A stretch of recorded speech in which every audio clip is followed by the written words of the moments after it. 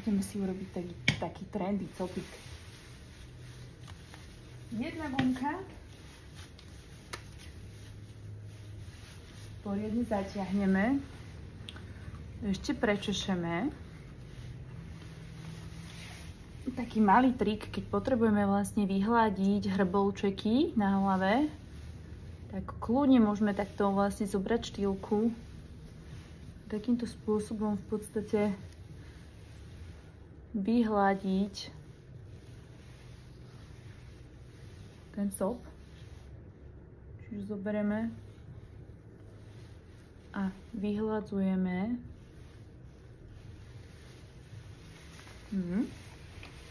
A ideme dorobiť ten účes. Tak to urobíme trošku iný ten sopik.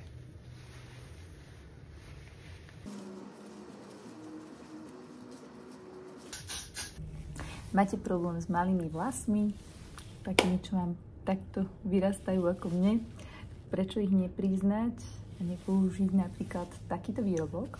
Je to úplne super výrobok na malinké vlasy, na baby hair od Got2b. Je to nielen takto na takýto účesík, ale aj na vaše neposledné obočie a takisto na vlasy, ktoré vám vlastne sa nedajú zalakovať, tak použijete takéto niečo.